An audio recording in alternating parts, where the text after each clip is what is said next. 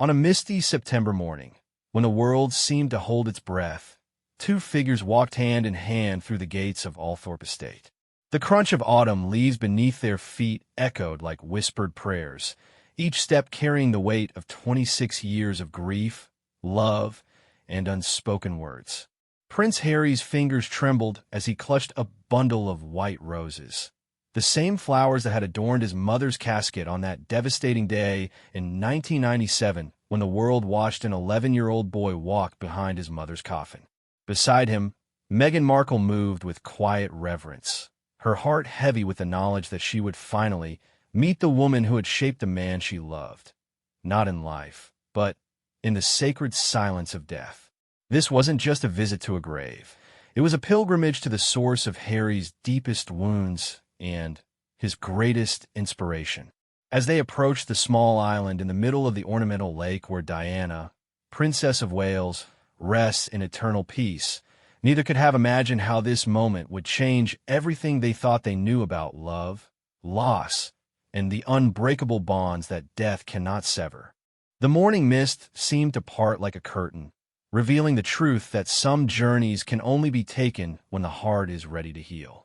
The Range Rover pulled quietly through the wrought iron gates of Althorpe Estate, its wheels barely making a sound on the ancient gravel driveway. Harry sat in the passenger seat, his knuckles white as he gripped the door handle, watching familiar landmarks blur past the window.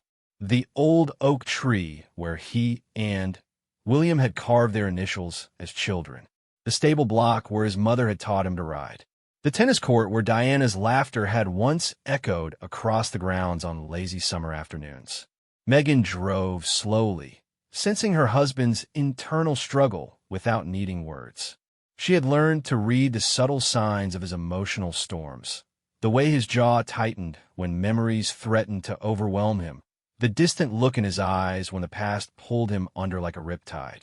Today, those signs were more pronounced than she had ever seen them. "We can turn around," she said softly, her American accent a gentle contrast to the weight of British history that surrounded them. "We don't have to do this today." Harry shook his head, finally, releasing his death grip on the door handle. "No, it's time. She needs to meet you properly." His voice cracked slightly on the word properly, and Meghan's heart ached for the little boy who still lived inside this grown man, the child who had never stopped missing his mother. The car came to a stop in the circular driveway in front of Althorpe House, the Spencer family seat for over 5 centuries. Charles Spencer, Diana's younger brother, emerged from the grand entrance, his face a mixture of warmth and understanding. He had been expecting them, had cleared the estate of staff and visitors to give them the privacy they needed for this sacred moment. "Harry," Charles said, embracing his nephew with the fierce protectiveness that had defined their relationship since Diana's death. "And Meghan." He turned to her with genuine warmth, taking her hands in his. "She would have adored you, you know. Absolutely adored you." Meghan felt tears spring to her eyes at the unexpected kindness in his voice. "I wish I could have known her," she whispered, and Charles nodded with the wisdom of someone who had spent decades helping people navigate their grief for a woman who had belonged to the world as much as she had belonged to her family. "She's still here," Charles said simply. "You'll see." They walked together across the perfectly manicured grounds, past the rose garden that Diana had loved, past the memorial fountain that had been installed in her honor. Harry's breathing became more labored with each step, memories crashing over him like waves against a cliff face. He remembered being 5 years old, running through these very gardens while his mother chased him, her laughter more beautiful than any sound in the world. He remembered being 12, angry and confused after his parents' divorce, finding solace in long walks with Diana around the lake where she would eventually rest. Meghan slipped her hand into his, feeling the tremor in his fingers. She had heard the stories, seen the photographs, watched the documentaries, but being here, walking where Diana had walked, breathing the air she had breathed, made everything devastatingly real in a way that no amount of preparation could have readied her for. "Tell me about her," Meghan said as they approached the lake, her voice barely above a whisper. "Tell me about who she really was. Not the princess everyone thinks they knew, but your mom." Harry stopped walking, his eyes fixed on the small island in the center of the lake where a simple memorial stone marked his mother's final resting place. For a moment, he couldn't speak. The weight of 26 years of missing her, of growing up without her guidance, of becoming a man she would never know, threatened to crush him. She used to sneak McDonald's into the palace, he said suddenly, a small smile breaking through his grief. She'd hide it under the seats of the car, and we'd eat it with plastic forks while sitting on her bed, watching television. She said proper princes needed to know what real food tasted like. Meghan laughed softly, the sound carrying across the still water. That sounds exactly like something she would do. She was magic, Harry continued, his voice growing stronger as the memories came flooding back.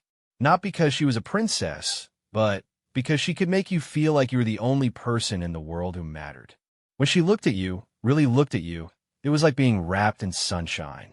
She had this way of making everyone feel special. The homeless man on the street, the AIDS patient that others were afraid to touch, me, and William when we were being impossible little boys. They reached the edge of the lake, where a small wooden boat waited to take them across to the island. Charles had arranged everything, understanding that this moment needed to be perfect.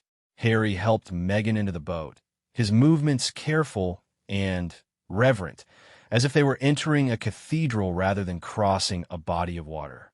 As they glided across the lake, the morning mist began to lift, revealing the memorial in all its simple dignity.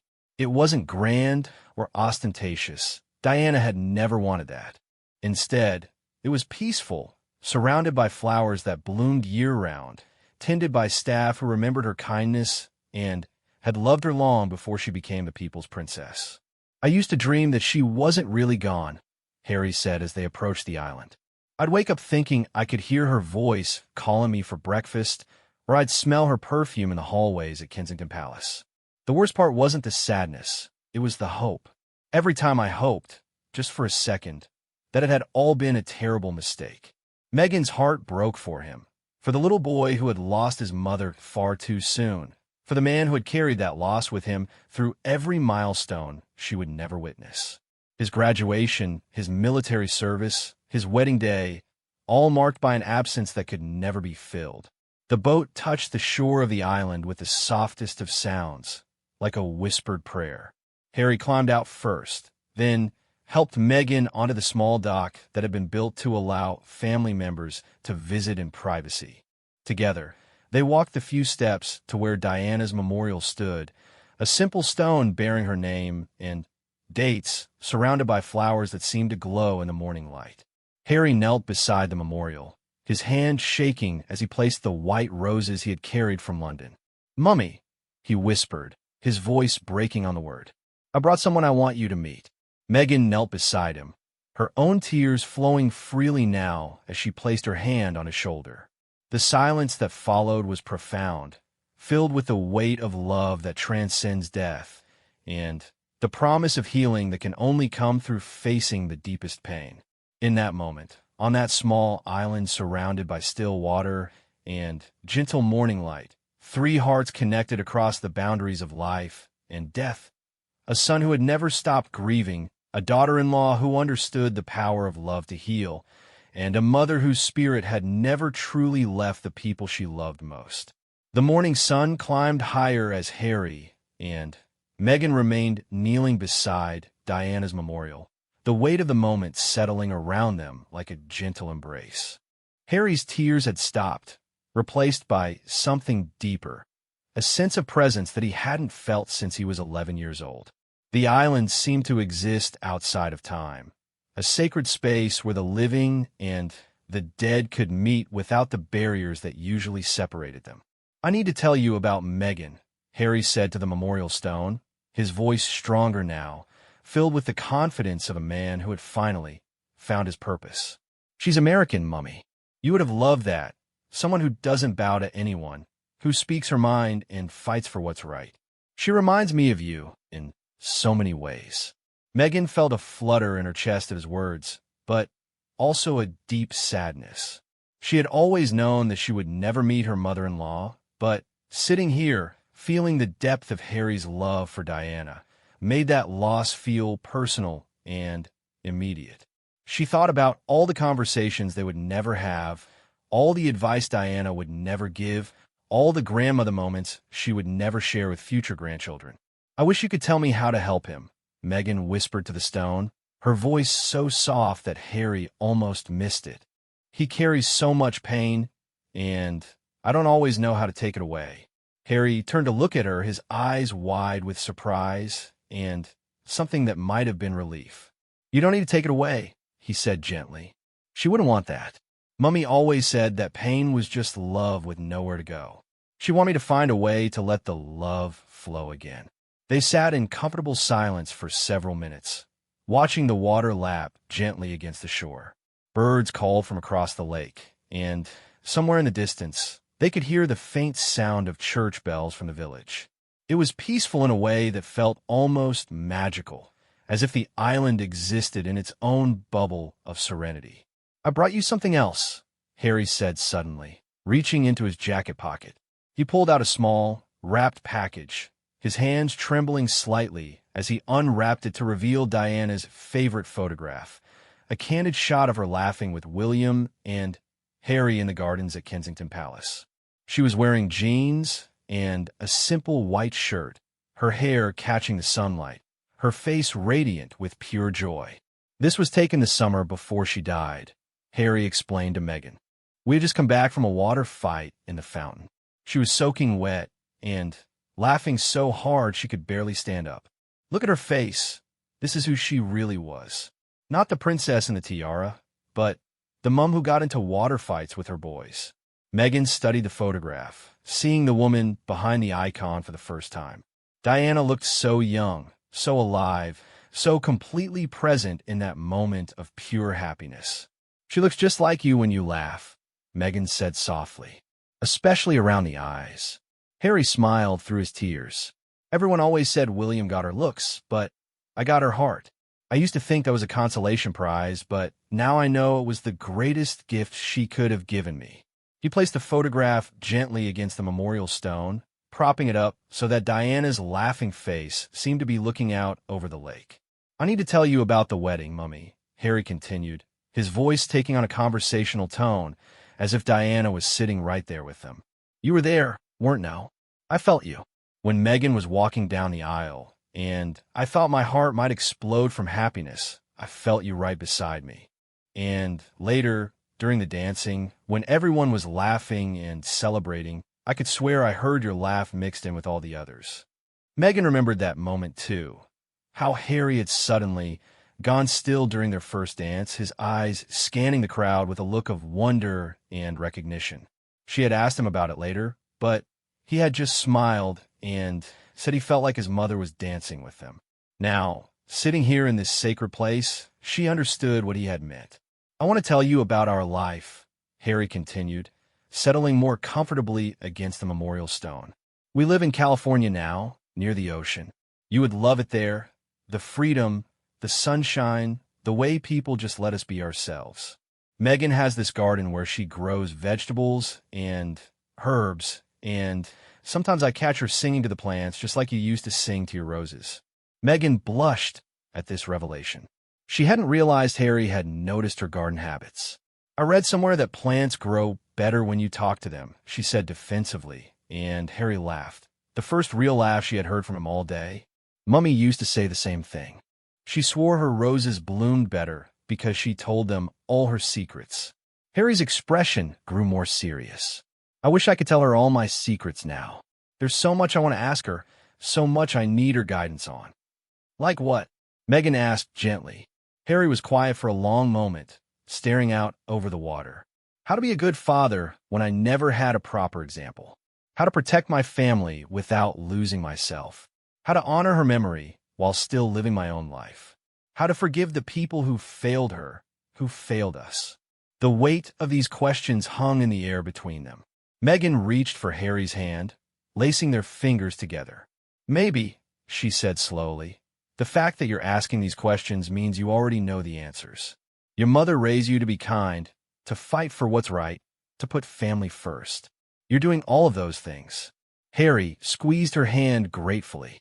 "She would have loved you so much," he said, turning to face Meghan fully.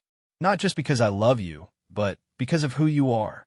Your compassion, your strength, your refusal to be anything other than authentic. She spent her whole life trying to strip away the pretense and just be real with people. You do that naturally." As if summoned by their conversation, a gentle breeze picked up across the lake, rustling the leaves of the ancient oak trees that surrounded the water. The flowers around the memorial seemed to dance in the wind, and for a moment, both Harry and Meghan could swear they smelled the faint scent of Diana's favorite perfume, white linen by Estee Lauder. "Do you feel that?" Meghan whispered, her eyes wide. Harry nodded, tears streaming down his face again, but these were different tears, tears of relief and connection rather than grief. "She's here," he said with absolute certainty. "She's really here." They sat in that magical moment, feeling the presence of a woman who had touched millions of lives, but whose greatest legacy was the love she had given to her sons. The wind continued to play around them, and gradually Harry began to speak again, but this time his words were filled with joy rather than sorrow. "We're going to have children, Mummy," he said, his voice filled with wonder and excitement. "And I'm going to tell them all about their grandmother who changed the world just by loving people. I'm going to make sure they know that they come from a line of fighters, of people who use their privilege to lift others up." Meghan felt her heart swell with love for this man who could find hope in the midst of grief, who could transform pain into purpose. She understood now why Diana's legacy was so important to him. It wasn't just about honoring the past, but about building a bridge to the future. "I promise," Meghan said, speaking directly to the memorial for the first time. "I promise I'll take care of him. I'll remind him how proud you would be of the man he's become. I'll make sure your grandchildren know that they're loved by a grandmother they never met, but who would have moved heaven and earth for them." The sun reached its zenith as they prepared to leave the island, but neither Harry nor Meghan felt ready to go. This place, this moment, had become sacred to them both, a turning point where grief transformed into gratitude, where loss became the foundation for love.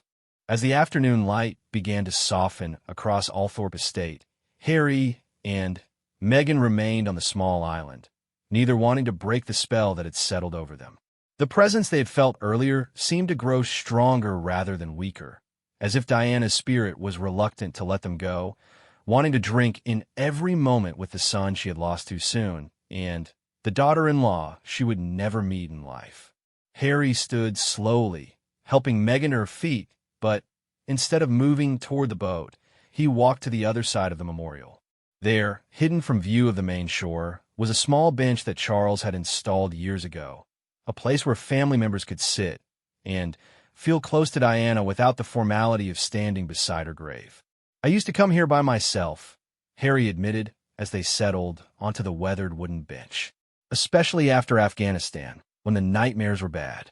I'd drive here in the middle of the night and just sit here talking to her until sunrise. It was the only place where I felt like she could actually hear me." Meghan studied his profile, seeing the peace that had settled over his features since they had arrived. The tension that usually lived in his shoulders had melted away, and for the first time since she had known him, he looked completely at rest. "What did you tell her during those visits?" "Everything," Harry said simply. "About the war, about losing friends, about feeling lost and angry all the time. About how much I missed her, how much I needed her guidance. About how afraid I was that I was turning into someone she wouldn't recognize." He paused, his voice growing softer. "And about you once I met you. I told her about this incredible woman who saw past all my walls and loved me anyway." Meghan felt tears prick her eyes again. "You talked to her about me before we were even engaged?" Harry nodded, a small smile playing at the corners of his mouth. "I knew you were the one after our second date. I came here that weekend and told her everything. How you made me laugh, how you challenged me to be better, how you didn't care about the title or the protocol. I asked her to send me a sign that she approved." "What kind of sign?" Meghan asked, intrigued. Harry pointed toward the ancient oak tree on the far shore, its massive trunk scarred by centuries of storms, but still standing strong and proud. 3 days later, I was walking in Kensington Palace Gardens when I saw a butterfly land on that exact type of oak tree. It was unusual because it was late in the season, and this particular butterfly, a red admiral, wasn't supposed to be in London at that time of year. But there was sitting perfectly still as if it was waiting for me to notice it. Meghan's breath caught in her throat. Red admiral butterflies were Diana's favorite. I read that in one of the biographies. She used to say they were messengers from heaven, Harry confirmed. When one would land in her garden, she'd tell us that someone who loved us was saying hello. After she died, William and I always looked for them when we needed to feel close to her. They sat in comfortable silence, watching the late afternoon light play across the water. Somewhere in the distance, they could hear the sound of swans calling to each other, and the gentle splash of water against the shore created a natural rhythm that seemed to match their synchronized breathing. "I need to ask you something," Harry said suddenly, turning to face Meghan with an expression of intense seriousness. "And I need you to be completely honest with me." Meghan felt a flutter of anxiety in her chest, but she nodded. "Anything. Are you okay with this? With her being such a huge part of our life? I know it can't be easy having a ghost for competition. Sometimes I worry that I talk about her so much that there's no room for just us." Meghan was quiet for a long moment, considering his question with the care it deserved. She thought about all the ways Diana's presence had shaped their relationship. The way Harry measured every decision against what he thought his mother would want. The way her photograph sat on their mantelpiece at home. The way her memory was woven into every major moment of their lives together. "I'm not competing with her," Meghan said finally. "I'm collaborating with her. Every day, I try to love you the way she would want you to be loved. I try to support your dreams the way she would have supported them. I try to understand your pain the way she would have understood it. She's not my competition. She's my inspiration." Harry's eyes filled with tears at her words. "How'd I get so lucky?" he whispered. "Your mother sent me to you," Meghan said with absolute conviction. "I truly believe that. All those years you spent coming here, asking for her guidance, telling her about the kind of woman you hoped to find, she was listening. And when the time was right, she made sure our paths crossed." As if responding to her words, a gentle breeze picked up again, stronger this time, causing the flowers around the memorial to release their petals into the air. For several magical moments, they were surrounded by a shower of pink and white rose petals, dancing in the wind like confetti at a celebration. Harry stood up abruptly, walking back to the memorial stone. He knelt down and picked up the photograph of Diana, holding it carefully in both hands. "Mummy," he said, his voice clear and strong, "I need you to know that I'm going to be okay. We're going to be okay. For so long, I was afraid that loving someone else meant I was leaving you behind, but Meghan taught me something important. Love isn't finite. The love I have for her doesn't take anything away from the love I have for you. It just makes both loves stronger." He stood up, still holding the photograph, and walked back to where Meghan was sitting. "I want to make you a promise," he said, speaking to both women, the one sitting before him and the one whose image smiled up at them from the photograph. "I promise that our children will know their grandmother, not just as a princess or an icon, but as a woman who put love above everything else. I promise that her legacy of compassion and service will live on through them." Meghan stood and took his free hand. "And I promise," she added, looking directly at Diana's photograph, "that I will help him keep that promise. I will make sure her memory is honored not just in museums and documentaries, but in the way we raise our children, in the way we treat other people, in the way we use our platform to help those who need it most." The late afternoon sun was beginning to sink toward the horizon, painting the lake in shades of gold and amber. The time had come to leave this sacred place, but neither Harry nor Meghan felt sad about their departure. Instead, they felt filled with purpose and peace carrying with them the certainty that Diana's love had not ended with her death, but had simply taken on a different form. Harry carefully wrapped the photograph and tucked it back into his jacket pocket. "We'll be back," he promised the memorial, "with the children when they're old enough to understand. We'll tell them about their grandmother who changed the world by refusing to let protocol stand in the way of love." As they walked toward the boat, Harry suddenly stopped and turned back one more time. "Thank you," he called across the water, "for everything, for loving me enough to let me go, for sending me Meghan, for showing me that the greatest tribute to you isn't grief, it's joy." The boat ride back to shore was quiet, both of them processing the emotional intensity of the day. As they stepped onto the dock, Charles Spencer was waiting for them, his expression understanding and patient. He had made this journey himself many times, and he recognized the peace that comes from finally saying the things that need to be said. "How do you feel?" he asked Harry gently. Harry considered the question seriously. "Lighter," he said finally. "Like I've been carrying a weight I didn't even realize was there, and now it's gone. Not the love. That's still there, stronger than ever. But the guilt, the regret, the feeling that I somehow failed her by moving on with my life. That's gone." As they drove away from Althorpe Estate, the setting sun painting the sky in brilliant shades of pink and orange, Harry reached over and took Meghan's hand. "Thank you," he said softly, "for coming with me today, for understanding, for loving all of me, including the parts that still belong to her." Meghan squeezed his hand, feeling the warmth and strength that she had fallen in love with. "That's what marriage is," she said simply. "Loving someone completely, past and present and future. Your mother will always be part of you, which means she'll always be part of us. And that's exactly how it should be."